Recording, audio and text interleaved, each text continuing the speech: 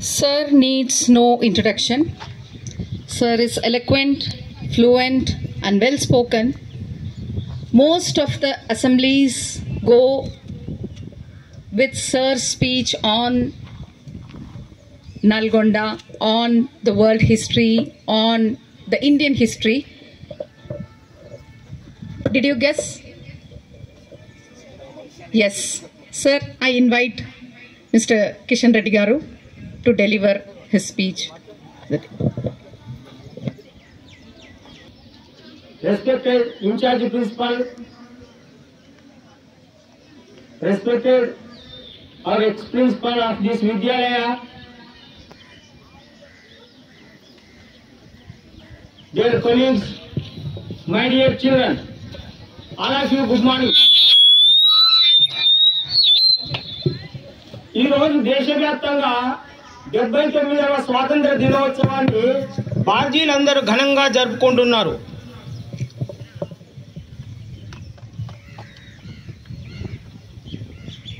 మన భారతదేశాన్ని దాదాపు 200 సంవత్సరాలు బ్రిటిష్ వాళ్ళు వాళ్ళ కబంధ హస్తాల్లో పరిపాలించడం జరిగింది. వాళ్ళ పరిపాలనలో భారతీయులు అందరూ బానిసలుగా ఉన్నారు. వాళ్ళు మన భారతదేశాన్ని సామాజిక పరంగా, ఆర్థిక పరంగా, సాంస్కృతిక పరంగా ఎలాంటి అభివృద్ధిని చేయలేదు. మన భారతదేశాన్ని దోచుకున్నారు. మన భారతదేశాన్ని ఒక ముడి సరుకులు ఎగుమతి చేసే దేశంగా మాత్రమే వాళ్ళు భావించారు. అలాగే ఫినిష్డ్ గూడ్స్, తయారైన వస్తువులను మన భారతదేశంలో విక్రయించి మన భారతదేశాన్ని ఒక పెద్ద మార్కెట్గా వాళ్ళు భావించారు. నిజానికి భారతీయ దేశాన్ని పరిపాలించాలనే ఆలోచన వాళ్లకు లేదు. భారత భూభాగాలను ఆక్రమించాలనే ఆలోచన అసలే లేదు. వాళ్ళు వచ్చింది వ్యాపార నిమిత్తం. మన భారతదేశంలో స్పైసెస్ అంటే సుగంధ ద్రవ్యాలు, మనం మసాలా దినుసులుగా వాడే వంటలలో వాడే వాటిని కొనుక్కొని యూరోపియన్ కంట్రీస్లో అధిక లాభాలకు విక్రయించేవాళ్ళు. లవంగాలు, యాలకులు, జాజికాయ, జాపత్రి, ధనియాలు ఇవన్నీ కూడా సుగంధ ద్రవ్యాలు. ఇవి మన భారతదేశంలో పుష్కలంగా పండేవి. ముఖ్యంగా కేరళ, కోరమండల్ కోస్ట్ ఇక్కడ ఇవి ఉత్పత్తి ఎక్కువగా ఉంటుంది. వాటి ధర చాలా చౌక.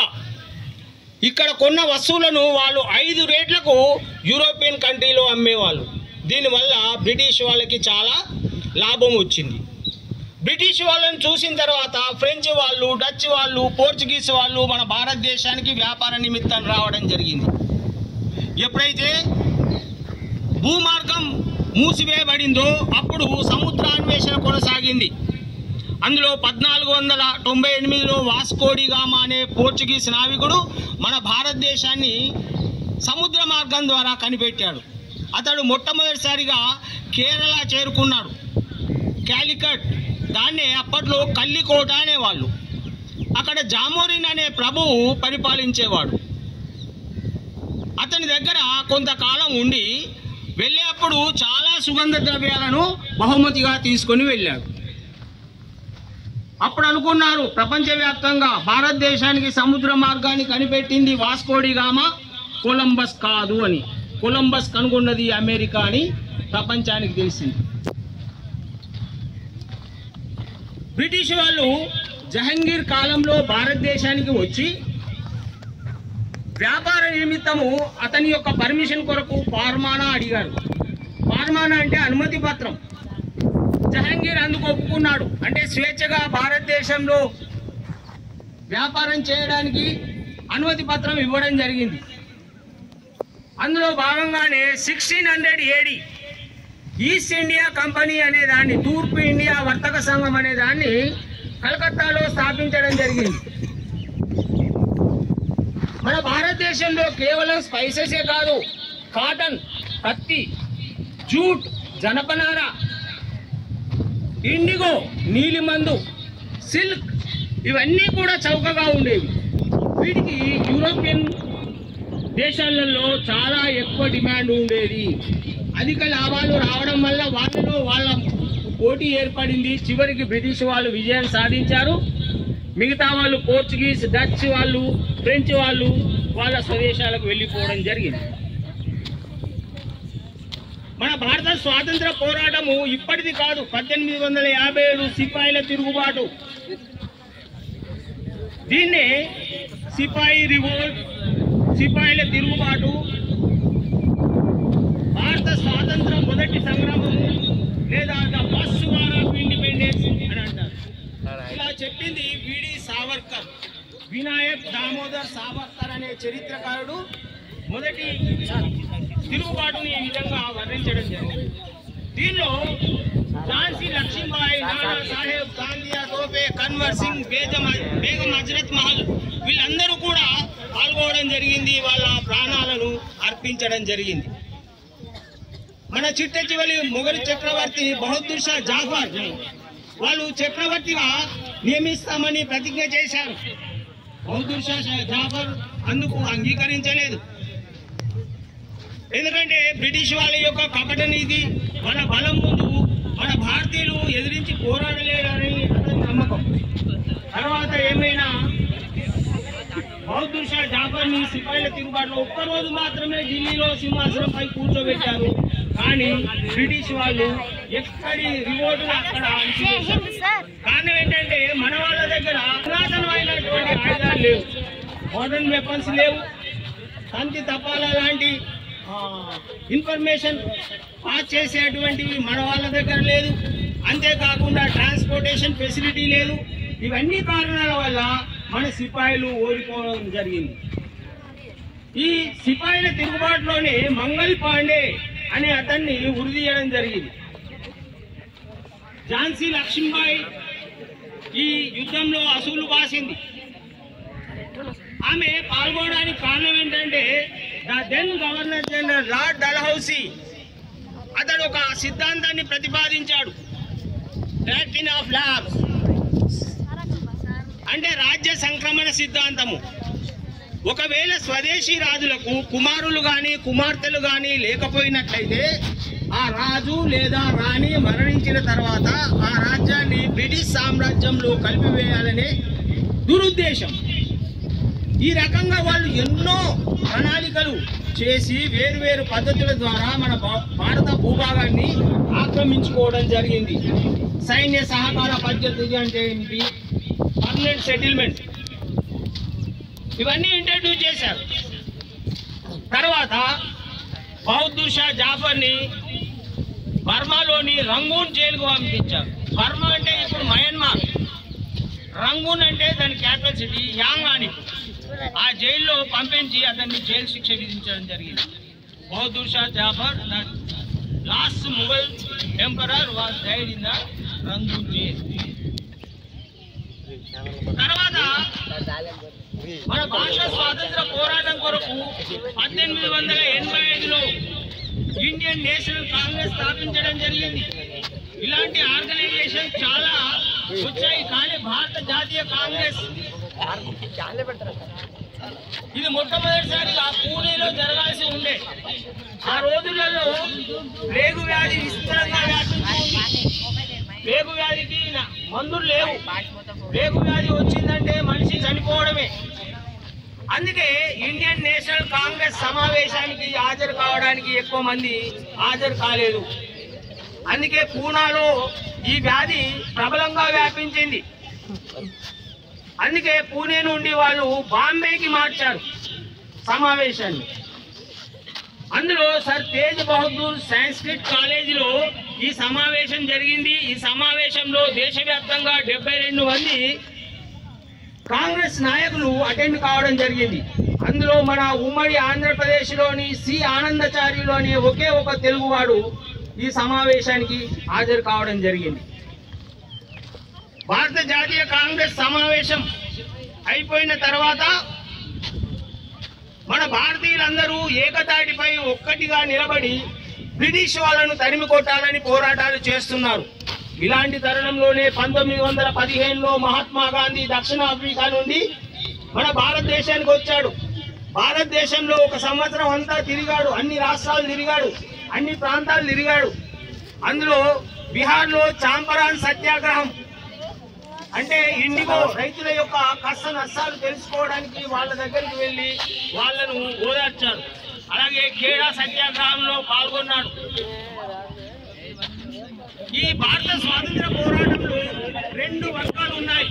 ఒకటి మోడరేట్స్ అంటే మితవాదులు, ఇంకొకటి ఎక్స్ట్రీమిస్ట్ అంటే అతివాదులు. అంటే మితవాదులు అంటే పిటిషన్స్, సబ్మిషన్స్ చేసి వాళ్ళ యొక్క డిమాండ్స్ నెరవేర్చుకునేవాళ్ళు. ఈ కోవకు చెందిన వాళ్ళే మహాత్మా గాంధీ, గోపాలకృష్ణ గోఖలే, సర్దార్ వల్లభాయ్ పటేల్, లాల్ బహదూర్ శాస్త్రి, మోతీలాల్ నెహ్రూ, జవహర్లాల్ నెహ్రూ, మౌలానా అబుల్ కలాం ఆజాద్, వీళ్ళంతా కూడా మితవాదులు. అంటే బ్రిటిష్ వాళ్ళను వాళ్ళ డిమాండ్ నెరవేర్చుకోవడానికి పిటిషన్స్, సబ్మిషన్స్ అలా చేయడం. కానీ ఎక్స్ట్రీమిస్ట్ అంటే అతివాదులు, అంటే దెబ్బకు దెబ్బ, ప్రాణానికి ప్రాణం అని భావించే వాళ్ళు ఎక్స్ట్రీమిస్ట్. అందులో భగత్ సింగ్, సుఖ్దేవ్, రాజ్గురు, లాల్ బాల్ పాల్, లాలా లజపత్ రాయ్, బిపిన్ చంద్రపాల్, బాలా గంగాధర్ తిలక్, వీళ్ళంతా కూడా ఎక్స్ట్రీమిస్ట్ గా భావించబడ్డారు. మన ఆంధ్రప్రదేశ్లో అల్లూరి సీతారామరాజు. అంటే భారతదేశం యొక్క స్వాతంత్రం కొరకు 2 గ్రూపులు ఏర్పడ్డాయి. అందులో 1920 వరకు మితవాదుల యొక్క ప్రభావం ఎక్కువగా ఉంది. మహాత్మా గాంధీ నాయకత్వంలో ప్రజలందరూ కూడా ఏకతాటిపై నడిచారు. మన భారతదేశంలో అప్పుడు 1937 ఓటింగ్ సమయంలో మన మహిళలకు ఓటు హక్కు లేదు. అప్పుడు సుభాష్ చంద్రబోస్, జవహర్లాల్ నెహ్రూ హామీ ఇచ్చారు, మన భారతదేశంలో ఉన్న మహిళలందరూ స్వాతంత్ర పోరాటంలో మీరు పాల్గొన్నట్లయితే ఆఫ్టర్ ఇండిపెండెన్స్ మీ అందరికీ ఓటు హక్కు కల్పించబడుతుంది, యూనివర్సల్ అడల్ట్ ఫ్రాంచైజ్ ఉంటుంది అని చెప్పారు. అందుకే సామాన్య మహిళలు కూడా మన ఇండియన్ నేషనల్ కాంగ్రెస్ తో సపోర్ట్ చేసి బ్రిటిష్ వాళ్ళపై ఎదురు తిరిగారు. 1919లో రౌలట్ యాక్ట్ అని చేశారు బ్రిటిష్ వాళ్ళు. ఈ చట్టం గురించి ఎవరికి తెలియదు, దానిలో ఏముంది అనేది. ముఖ్యంగా అన్ఎడ్యుకేటెడ్ పీపుల్ అయినటువంటి మన ఇండియన్ సిటిజన్స్కి ఎవరికి తెలియదు. కేవలం కొంతమంది ఎడ్యుకేటెడ్స్కి మాత్రమే తెలుసు అందులో ఏముందో. దీని ప్రకారం ఏంటంటే నలుగురు ఒకచోట గుమిగూడు ఉండరాదు, నలుగురు ఒకచోట నడుస్తూ ఉండరాదు, ప్రభుత్వాన్ని విమర్శించకూడదు, ప్రభుత్వం ఏ పని చేసినా ప్రభుత్వ విధానాలను ఏ పత్రికలో కూడా ప్రచురించకూడదు.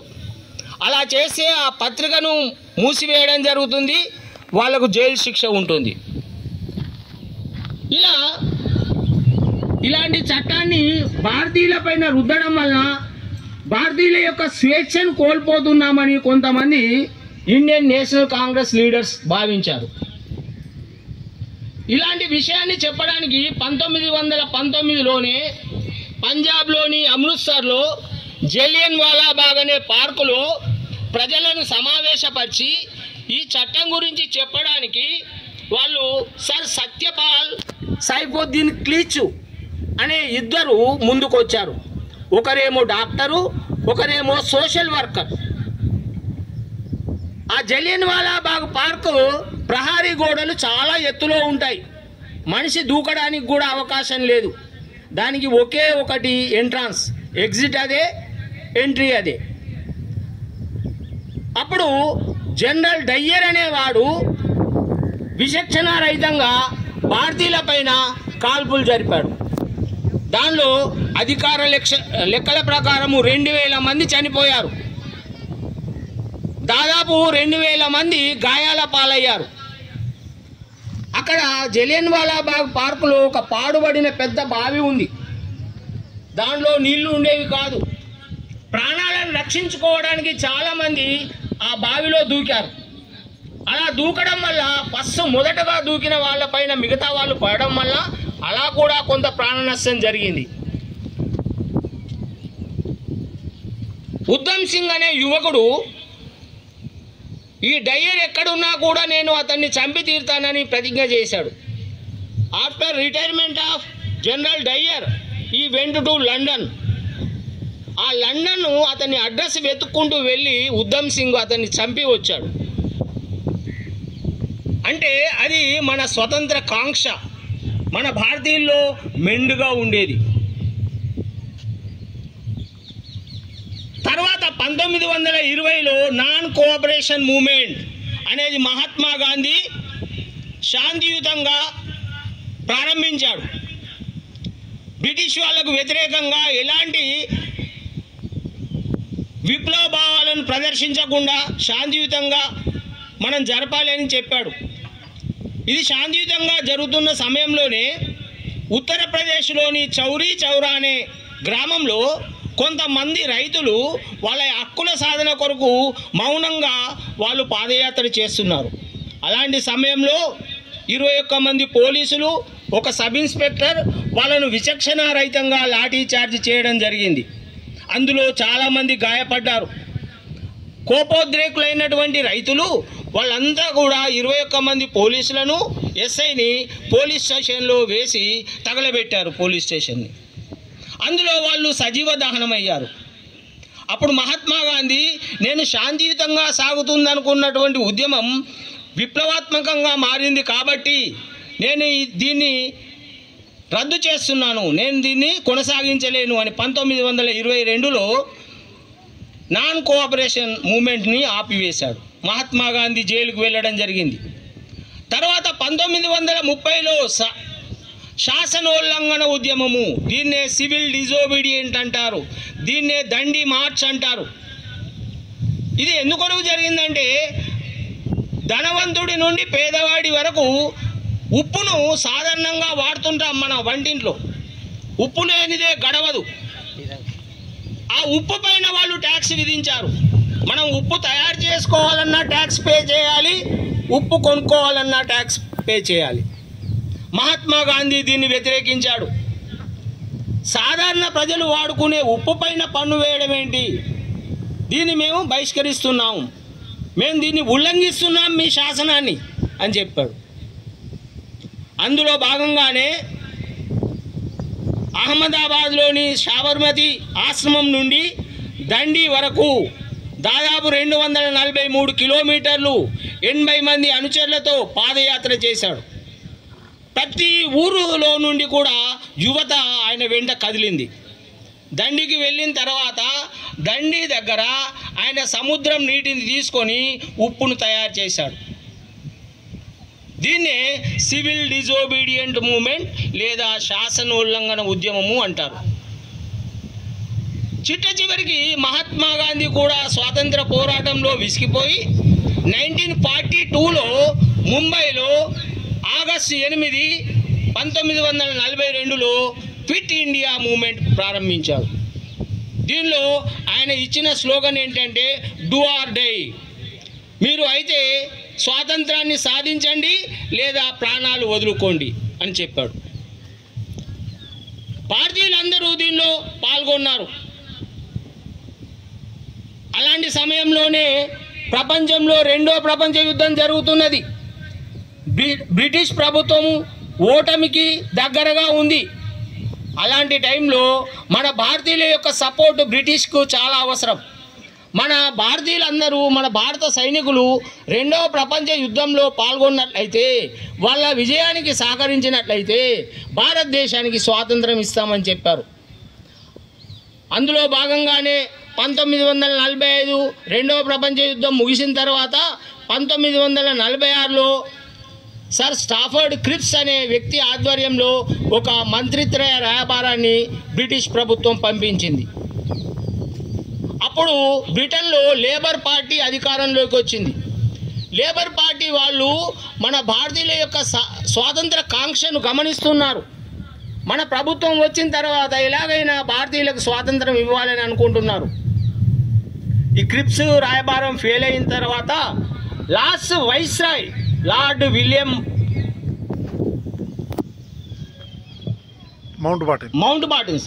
మౌంట్ బాటన్ ఆయన చర్చలు జరిపి భారతదేశానికి స్వాతంత్రం ఇస్తామన్నారు. కానీ మౌంట్ బాటన్ దగ్గర ఈ ముస్లిం లీగ్ పెద్దలు ఒక ప్రతిపాదన పెట్టారు.